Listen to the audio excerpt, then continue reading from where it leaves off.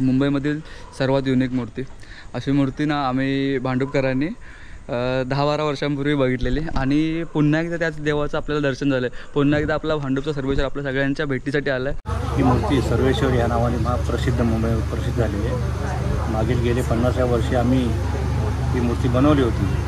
त्याचं नाव पुऱ्या महाराष्ट्रामध्ये देखील झालं होतं।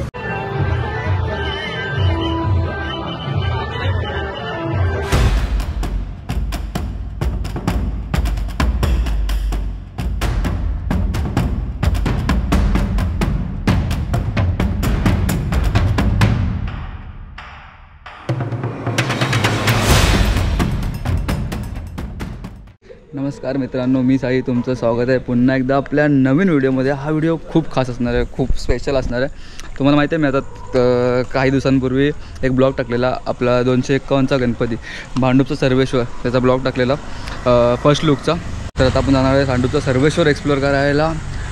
म्हणजे अख्ख्या मुंबईमधील मोस्ट युनिक मूर्ती, म्हणजे मुंबईमधील सर्वात युनिक मूर्ती अशी मूर्ती ना आम्ही भांडुपकरांनी 10-12 वर्षांपूर्वी बघितलेली आणि पुन्हा एकदा त्याच देवाचं आपल्याला दर्शन झालं आहे। पुन्हा एकदा आपला भांडुपचा सर्वेश्वर आपल्या सगळ्यांच्या भेटीसाठी आला आहे आणि आपण थोडंसं लेट चाललो आहे। विषय असा झाला आहे की सकाळचे 4 वाजले आणि मी आत्ता 4 वाजता आलो आहे व्हिडिओ काढायला। बघूया भांडुपच्या सर्वेश्वरचं आपण दर्शन घेऊया, चला।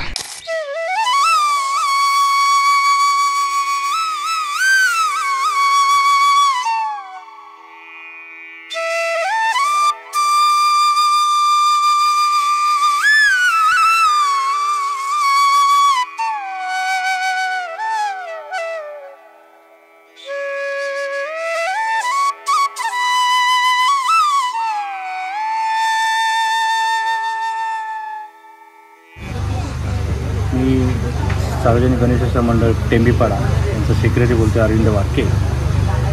आमच्या मंडळाला गेले जवळ 64 वर्ष पूर्ण झालेली आहे। 64 वर्षात मी पदार्पण केले। ही मूर्ती सर्वेश्वर या नावाने महाप्रसिद्ध मुंबईत प्रसिद्ध झालेली आहे। मागील गेले 50 वर्षे आम्ही ही मूर्ती बनवली होती। त्याचं नाव पुऱ्या महाराष्ट्रामध्ये देखील झालं होतं। तर या मूर्तीची उंची त्यावेळी 22 फूट होती। त्यानंतर आम्ही आता ही मूर्ती 64 वर्षी बनवली।